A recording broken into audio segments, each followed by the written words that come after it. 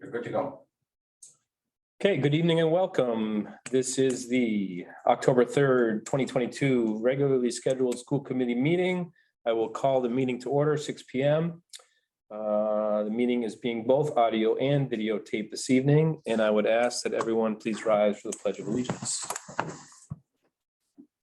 I pledge allegiance to the flag of the United States of America and to the republic for which it stands, one nation, under God, indivisible, with liberty and justice for all.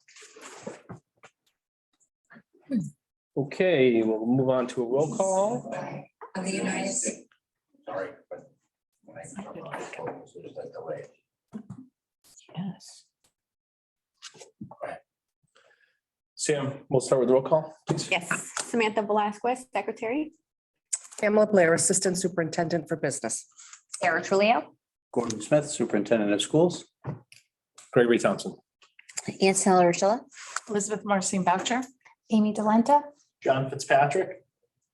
Okay, very good. And we have our next item is minutes for approval, please. To approve the regular session meeting minutes from September 19th, 2022. Motion made by Sarah, Second. second by Antonella. Discussion. All those in favor say aye. I Aye. Those opposed, nay. That motion carries 5-0. Thank you. and move to approve the executive session meeting minutes from September 19th, 2022. Excellent. Thank you for that. Motion made by Sarah, Second. second by Beth. Discussion.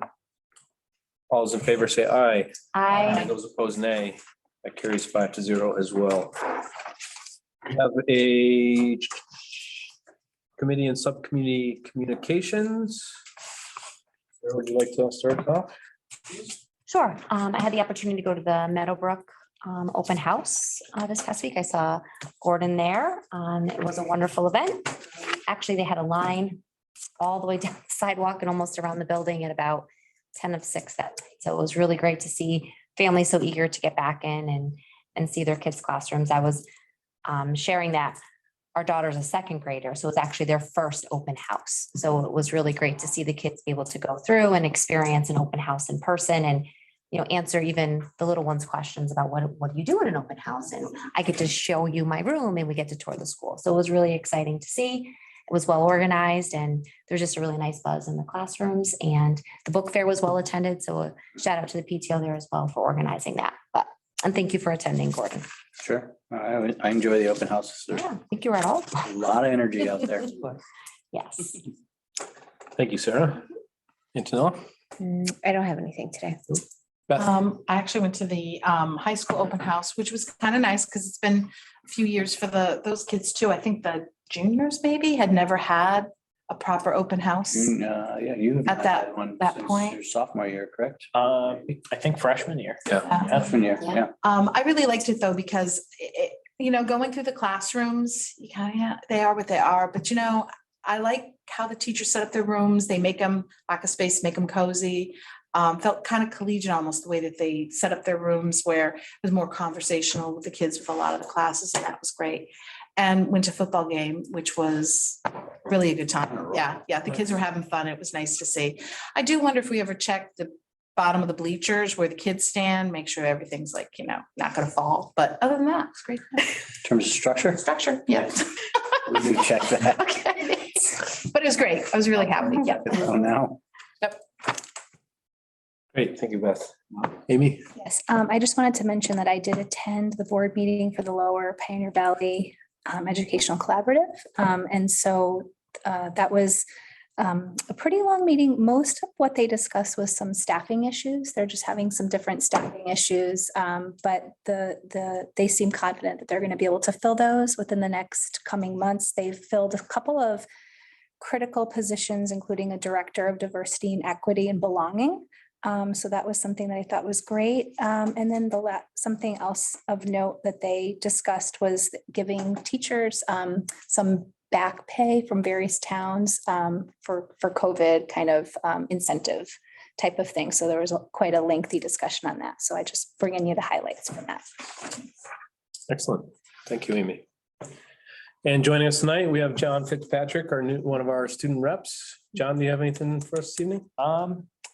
Not particularly. I just wanted to mention, we do have a club fair on Friday at the high school. And our courses are all back in full swing now. So the National Honor Society will be inducting new members coming up pretty soon. And a couple of colleges are coming to visit this week at the high school. So otherwise, that's about it. Great. Thank you, John. Thanks. Do you know when that induction ceremony is, John? We were trying to plan it today. I'm the vice president of the Honor Society, but Nice. so we tried to Congratulations. plan it. Thank you. But I think it'll probably be middle of next month. Okay. John's also the voice of the morning messages, It right? is. I've Yeah. listened to it. That makes, that's why a good radio. Yep. Oh, my goodness. Wonderful. Excellent. Well, thanks for being here tonight, John. Appreciate it. Okay, we'll move forward now. We have a donation for the Spartan Walkway. Yeah, so in your packet, you'll see that there are two actually this evening. The first is Ricky Gibo for one brick, $175 donation. So what we do, just as a reminder, is they purchase the brick. It's a very small amount and the rest stays in the high school's account for future use. So that is the first one. And the second one is Michaeline Kelly, one brick, and that's $100 donation. So if you could accept those and we'll get the funds deposited. Okay, I move to accept the Spartan Walk donation of $175 on behalf of Ricky Gibo and for $100 on behalf of Mike Dean Kelly. Okay, motion's been made by Beth, Second. seconded by Antonella. Discussion. Have to think about where the Spartan Walkway is gonna go, Mhm. because we're gonna have to maintain that. And The move new the building. bricks. Oh, I know. Right. Good point. Yeah, because I think the driveway is going right there. Yeah. Yeah, maybe. Maybe. Sorry, sir. I'm getting ahead of it. Motion's been made and seconded. Any further discussion? Hearing none, all those in favor say aye. I, Those opposed, nay. That carries 5-0. I'm just gonna hop back to opportunity for visitors to address. We have no one present this evening. So let's acknowledge. Yeah, 6.1, discussion on strategies for traffic issues in the neighborhood behind the high school. Okay, so at both one of our meetings earlier this year and at one or two of our meetings as a school building committee for the high school building project, we have had some of our neighbors from Norton Street and Marshall Street and Susan and Barry, all the streets back here behind the high school come and both show support, but also have questions regarding what the potential new project may look like and how it may entail using those streets to enter the high school in the future. But while discussing all of that, we also were learning about many of the different traffic issues that they deal with on a daily and weekly basis. So we have started to brainstorm and pull in other folks within the town, Chief Williams, the Superintendent of Department of Public Works, Bruce Fenney, the former Deputy Superintendent of Public Works, but now Deputy Town Manager Tom Christensen, Town Manager Mary McNally, and Mr. Thompson has also attended a meeting, and we've really tried to start to focus in on what can we do in the short term to mitigate some of these issues.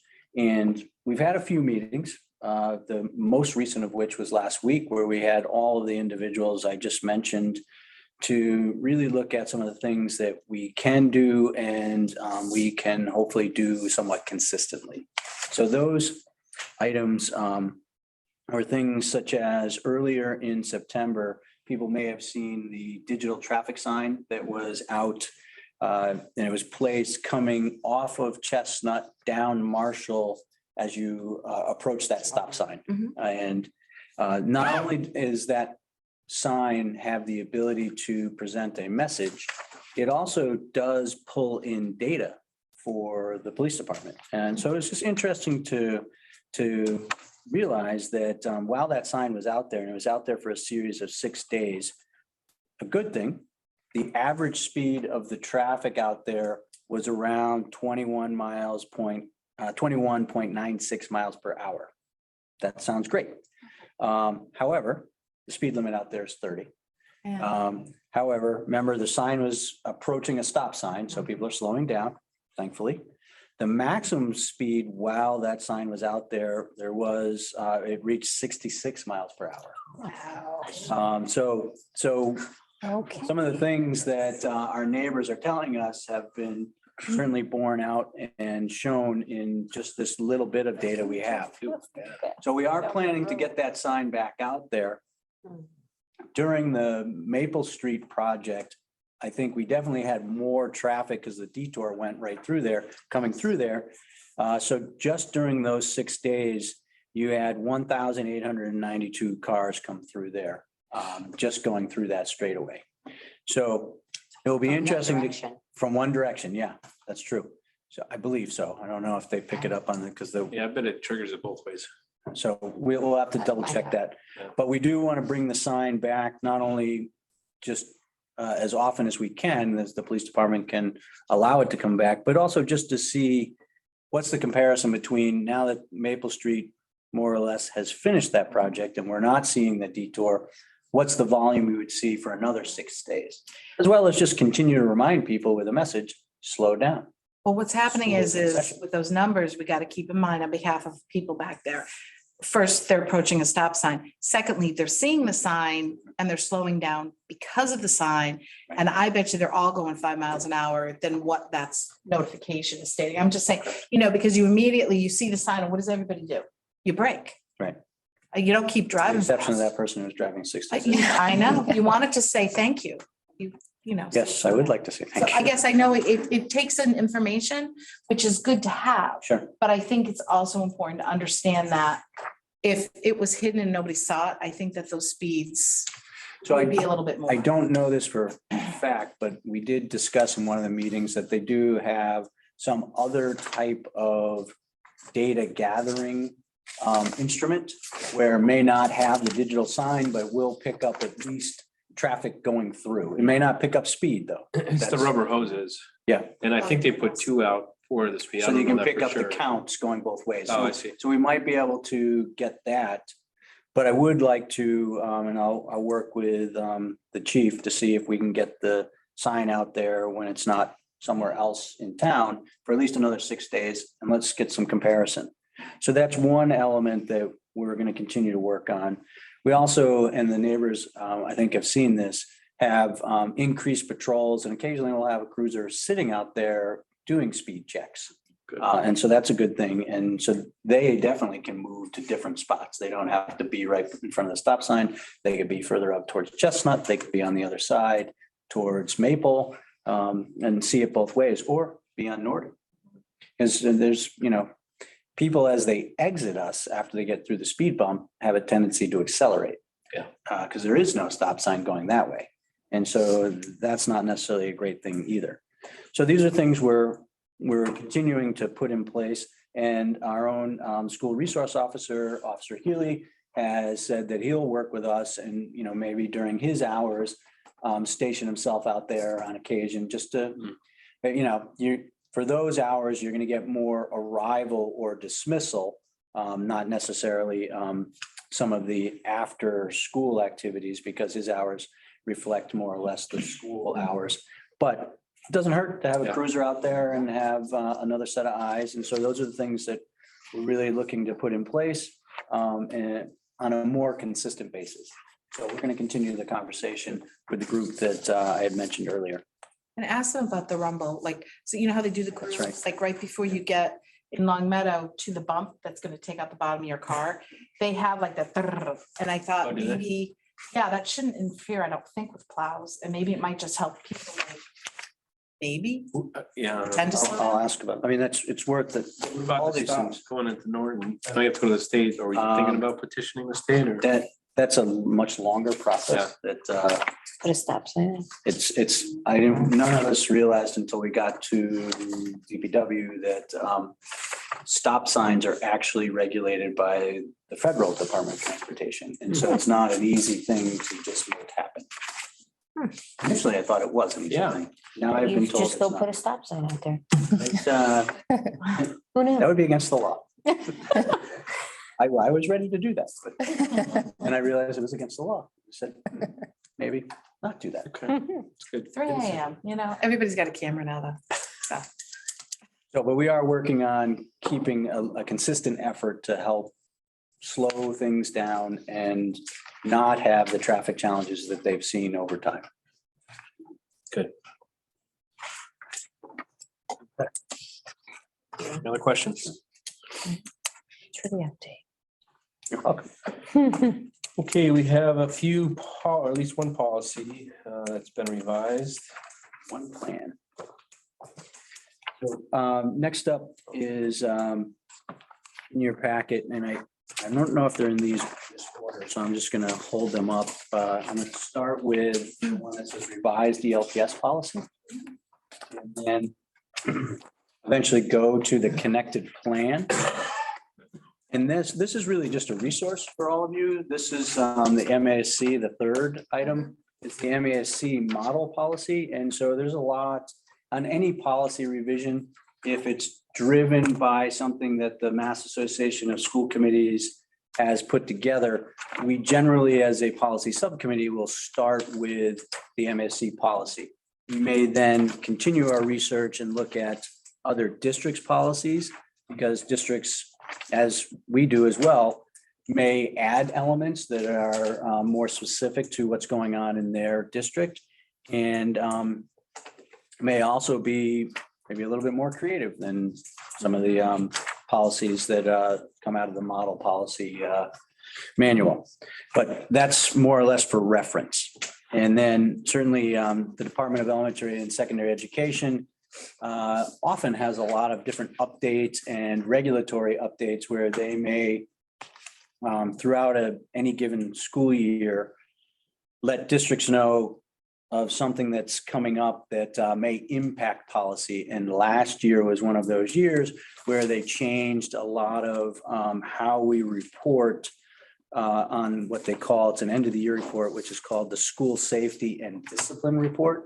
That usually is finalized in July. However, there was a lot of changes to different things that we were reporting in that report. And so there was a lot of information that was provided to districts in the winter and spring months to prepare us for what we needed to make sure we got out to them in July. You've had experience with that report, I'm sure. Yeah. One of Yes, the I have. It's one of the more fun reports that you get to do after everybody leaves. And you make sure that you have all your information of all the things that may have occurred throughout the school year. And then you send it off to the Department of Elementary and Secondary Education. However, some of the things that they were asking to be reported did have direct impact on what a district might have in their policy. So let me walk you through the policy first, and please stop me and ask questions as we go along. The highlighted portions are the portions that have been revised or added, and anything that's not highlighted has already been in existence. One of the things that if or when this is passed, if it's passed tonight, great. If it's passed at another meeting, that's also great. I will then need to communicate this out to the entire district to let them know that we revised our bullying prevention and intervention policy, as well as our plan. Both of these are connected to our code of conduct, which goes out at the beginning of the year. So we would want to update everyone in the district. Most likely that would be through not only an automated call, but an email, and then we'll post and then offer hard copies for anybody who wants those hard copies in all the offices in the schools. Okay. Without further ado, because I know you're all anxiously awaiting. The first part is more or less an opening paragraph, if you will, that we took directly from the model policy. It was something that seemed to fit, given that we do want to make a statement. The East Longmeadow School Committee is committed to providing a safe, positive, and productive educational environment where students can achieve the highest academic standards. No student shall be subjected to harassment, intimidation, discrimination, hate crimes, bullying, or cyberbullying. We did not have a statement like that, so we felt that that was a good addition. Rest of the first page has already been in existence. One of the changes since this was originally drafted back in 2010, that DESE and MASC have gone away from calling an individual who may have been the recipient of behavior that is defined as bullying as a victim, and started to refer to the individual or group of individual as targets. So we have gone through, and anywhere where we had victim, we've now replaced it with the word target. Tried to highlight all of the different areas where that occurred, but one of them occurs on page 2. Just a quick reference. The actual policy is on page 1. And if you notice, and that's file JICFB. It's actually a file that is pretty consistent across policy manuals in Massachusetts. Then if you go to file JICFB-R, what that is actually the regulation or the steps that we follow as we implement this policy.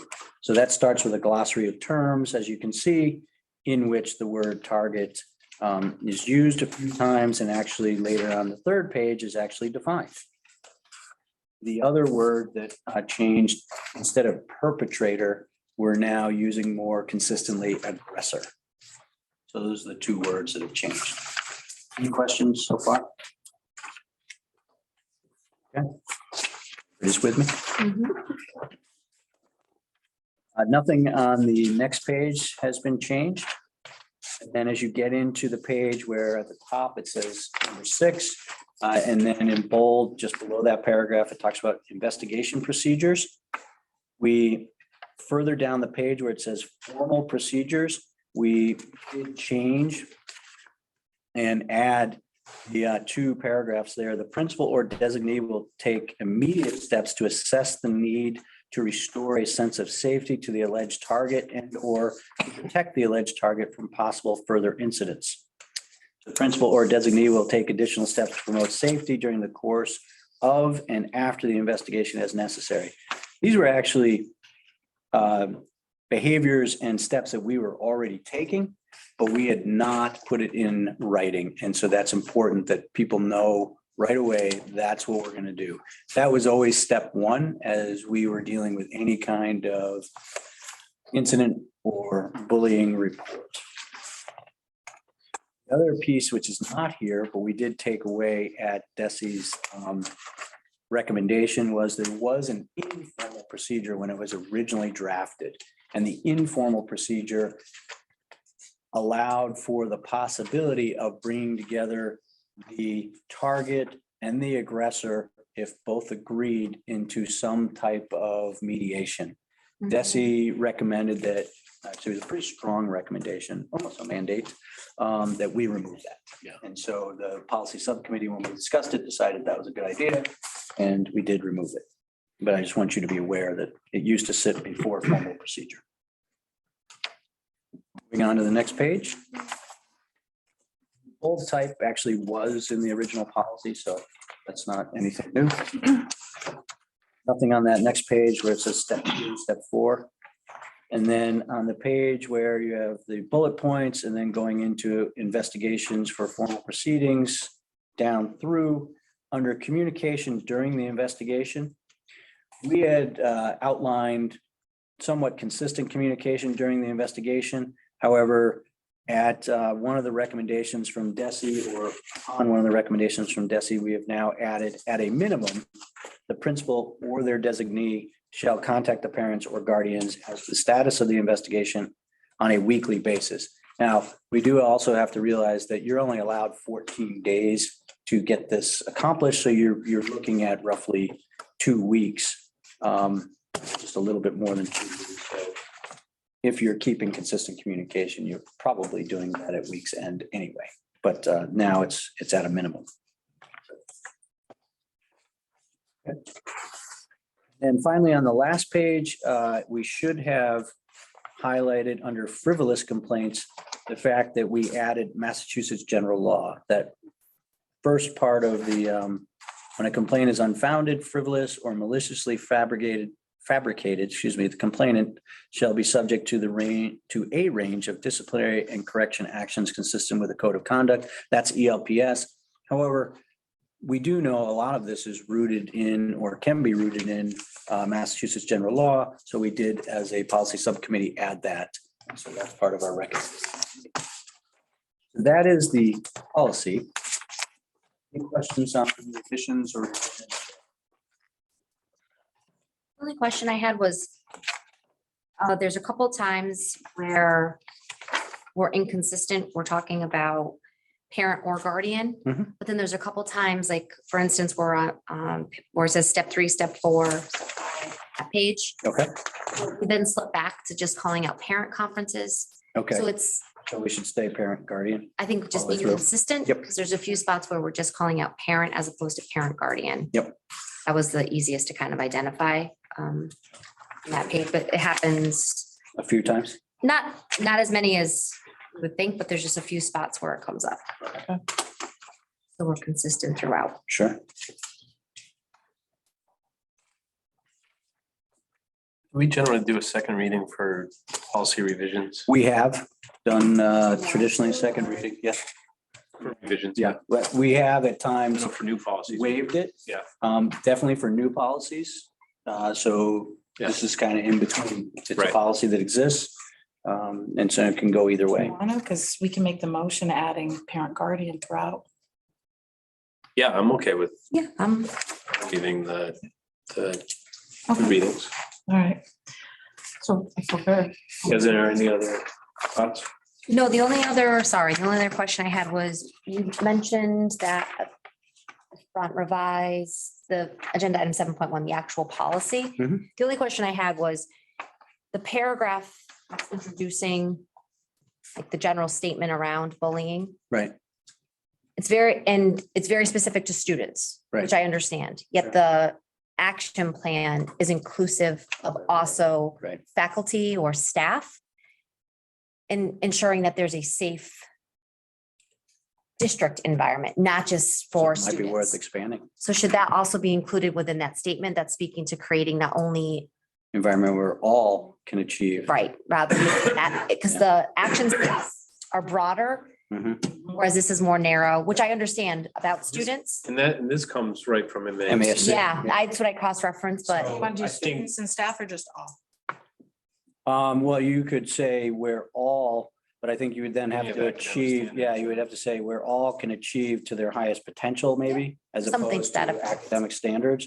Because we do want our staff obviously feeling as though they're comfortable enough to achieve to the highest level. Absolutely. As well as parents who are coming in to visit and so forth. To the highest level instead of academic standards? I'm sorry. Yeah, it can't be academic standards if we No. have everyone. So where all can achieve to their highest potential.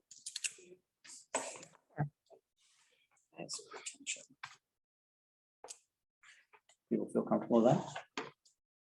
Good. And it can always come back. That was for a good second catch. I reading. didn't Yeah, even there's thought no about rush. that. Yeah. No, I So, basically, At the beginning of the year, really. right, I mean, I had told, because we were in contact with Desi around a Yeah. few of these points, and so I had said that we would do it within the month of October, and we can still do it Yeah, within the month. let's of bring it October. back Okay. with the revisions, Okay, if that's okay with All right, folks. yeah, that's fine. Just because there's a couple. sure. thank you. Any other comments on the policy questions? Then the plan, So the plan is connected to the policy. And it's something that also is online, and we do want to make sure that people are aware of it. And it's actually linked to our training every year, so that as our staff comes back and they go through their online training, they can connect and link right to our bullying prevention and intervention plan. This also was originally written back in 2010, although it has been revised over time. And now, in accordance with some of the newer regulations, we will take a look at this every 2 years to make sure that we're updating it. And as you can see, as you start to go through in the highlighted areas, although there's only one area where it says "and staff" at the bottom of the page, on page 1, because we are surveying both students and staff consistently now. There are, as you go through, many different highlighted areas where we've revised and either added information or at least updated information as to what we currently do. Excuse me. So on page 2, we added D. That actually comes from Desi's recommendation to indicate that we're not going to tolerate any unlawful or disruptive behavior, including any form of bullying, cyberbullying, retaliation in our school buildings, and then continue to define it on school grounds or in school-related activities. We will promptly investigate all reports and complaints of bullying, cyberbullying, and retaliation, and take prompt action to end that behavior and restore the target's sense of safety. Getting sort of back to that policy where we talk about the immediate restoration of sense of safety. And we will support this commitment in all aspects of our school community, including curricula, instructional programs, staff development, extracurricular activities, and parent or guardian involvement. So that's one addition on that page.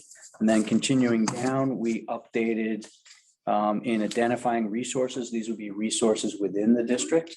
The fact that we have over the last few years built our building level MTSS teams, and we're utilizing our teams to really help us look at not only students who may be in need of more support, but also just trends in our schools, trends that we may want to positively impact because the trend that we're seeing is not necessarily as positive as we would like to see it or like it to be. So reviewing that data and seeing where we can step in and do a better job, as well as reviewing our processes. That's what the MTSS teams do, and say, okay, is this as effective as we can be with this process or that process? We also added in the fact that we partner with River Valley Counseling. That's something that is relatively new, although now about 4 years of partnering. Do we see that happening in perpetuity? Meaning, should we not specify? Yeah, I was gonna, Not specify that we. Can do an outside vendor or something instead of the name of the vendor? Well, they're the only ones who come forward, and we actually have a partnership agreement with them. Okay. Yeah. No issue. You can certainly still refer to other vendors, but this is the one that we've been using and we have most access to. The big problem or the big challenge was prior to this partnership was that we couldn't get access. Yeah. We didn't have, no one had openings. And so it's just that at the ends, we do have to switch this up. It's got to, the adjustment has to be made. Like if our partnership. partnership ends. Absolutely. Yeah. Yep, absolutely. And we can revise this at any time. Well, or can we say River Valley Counseling or a similar vendor and just solve that? Or is it not necessary? Never mind. I don't know that it's, I think you can revise it. Okay, at any yep, time. I'm with you. We added in just under the schools, different things that we've been doing over the last few years. Innocent Classroom probably was the biggest one in terms of professional development. And that happened both at the high school and the middle school. And so we're using some of those strategies as we move forward. And then again, under counseling services, we put in River Valley, that partnership actually twice on that page. Trying not to emphasize it too much. And then going to the next page, we just revised this so it's a little bit more straightforward. As we pass out our codes of conduct, the codes of conduct are district-wide. And so more or less try to capture the district framework for many different things, policy being one of those elements, while also giving you an idea from the district perspective, sort of what happens with situations when we have certain disciplinary incidents. and unfortunately may have to go to suspension. What does that look like? Because that is very systematic across the district. And then obviously each building has their own handbooks that they pass out and students get. At the beginning of the year, we do ask students at the high school level, but at the other levels, parents to sign off on the fact that they have received those documents. And that's important. And that people know those documents are on our district webpage. All of the documents are on our district webpage. And eventually when this is approved, it will go back as the revised and we'll announce that it has been revised. We also added at the end of that second top paragraph there, guidance, that last sentence, guidance and adjustment counselors at all grade levels implement and support social and emotional curriculum for students. The key adjustment counselors, because a few years ago, with the support of the school committee, we added adjustment counselors at all levels. And I think that's been a game changer, as you heard last year from our principals who recently had received new adjustment counselors on their staff. Next page, we don't have any additions, actually the next 2 pages. And the page where you see the C and it says determinations, you go down a few paragraphs down and we have added the sentence regardless of the determination being what after an investigation, excuse me, the administrator who's doing the investigation determines or decides whether it is bullying or is not bullying, the principal or designee shall inform the parent or guardian of the target about the Department of Elementary and Secondary Education's problem resolution system and the process for accessing the system. And you'll see that we actually in the plan give all of that information on the next page or 2. One of the things I do want to mention, I guess it's not necessarily in the plan, but it's good for people to know that we receive many reports of bullying. When we go through the investigation, because of the definition of what bullying actually is in terms of this plan and this policy that it's connected to, as well as because it's a definition that we take basically from the state. There are many incidents that are not ultimately determined to be bullying. Now, with that said, one of the confusing elements of that is that it doesn't mean that the behavior that took place is acceptable. It just simply means that it wasn't bullying. And so in any of those cases where the behavior has been determined or the incident has been determined not to be bullying, however, the behavior that took place was not acceptable, there are consequences that are put in place. I just want to let all of you know that, as well as anybody who may be watching, that simply because a determination in a bullying investigation has come back that the behavior that is being focused upon is not considered bullying, it doesn't mean that that behavior is acceptable. So that's something that often gets discussed in these, at the end of these investigations, because I think it's important for people to know that there's still consequences and there's still follow-up.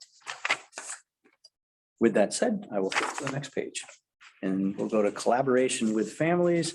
We did add a few things here, the fact that we do provide information and we do have all of this information up on our website.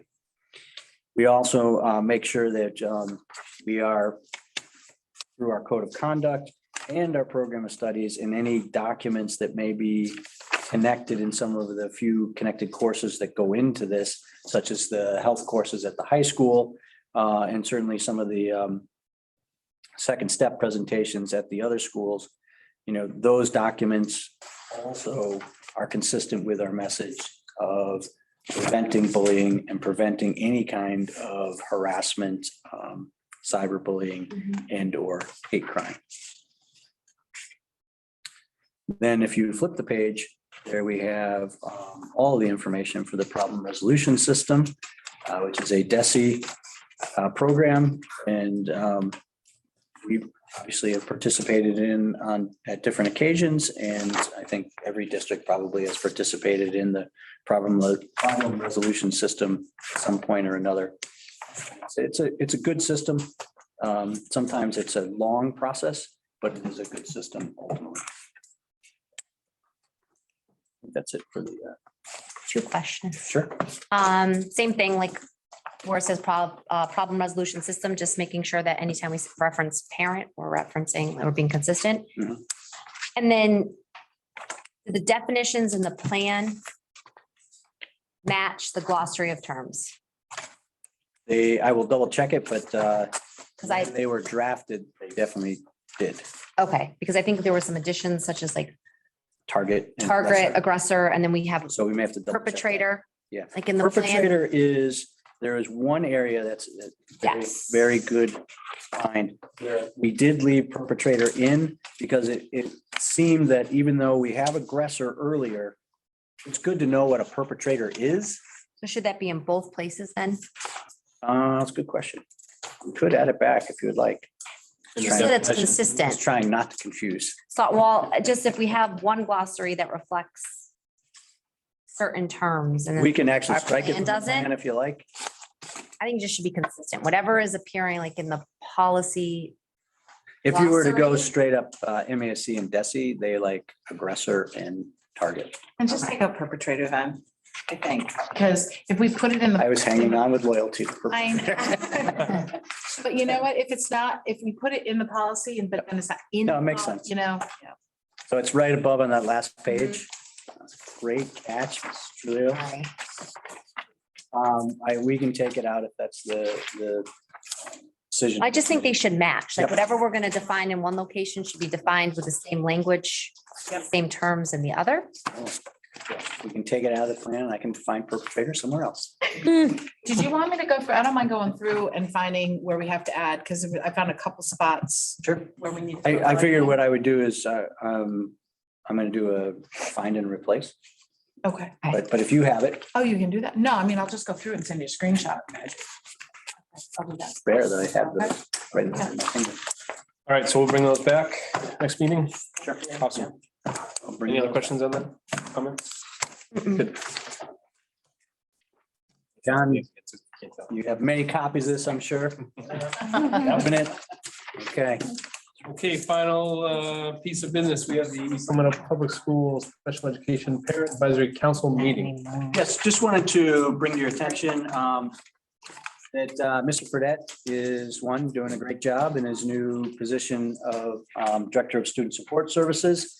And that the first meeting of the East Longmeadow Special Education Parent Advisory Council will take place on October 26th. That is an open meeting. They're gonna have it in the Bergson Park Middle School Library, and that will be at 6 p.m. Live and in person. Does Mr. Fredette facilitate that? He actually, in this meeting, because he's working with DESI, we're doing a tiered focus monitoring. We're in the middle of that, which used to be called the Coordinated Program Review. I believe that it's going to be a combination of both Mr. Fredette and possibly someone from DESI. Okay. And where do these agendas get posted since they are open meeting? So this has to be posted, and I believe we just posted it, thank you, Samantha, on the town website, Town website, so on the agenda center, that's Agenda Center. is Under what? under what? It'll probably be under us, so you have to go under school. committee, Okay. and It's then not an open meeting, though. It is an open meeting. It's not one of our. It's not a open meeting of the meetings. school committee. No, but it's a meeting that's connected to the school committee, such as when the policy subcommittee met, we posted it under school committee because it was a Oh, yeah? subcommittee. Okay. Just in case families are looking to see. I'm happy they're doing it. It's kind of been, I know COVID really kiboshed it, but it's been a while and it's. Been a while, important, And it's. Oh, great. It's being done. And he's excited about doing this and he's fully into the tiered focus monitoring. That, I don't know if the excitement's as high, but he's excited about the meeting. Well, it's nice for the parents to have, because it's such a, you're dealing with children with some of these issues. It's extremely frustrating. You feel like you're. And this is it's a nice event because you are talking with the Director of Student Support Services, but you also then start to build a network. Right. Mhm. And that's important. Okay, duly noted. Any other business tonight? Good. John, thanks for being here tonight. See you in 2 weeks. Yep. Be back. Awesome. Thank you. And with that, I would entertain a motion to adjourn. Motion made by Sarah, Second. second by Beth. discussion, all in favor, please say aye. Aye. Those opposed, nay. That motion carries 5-0. Thank you and good night.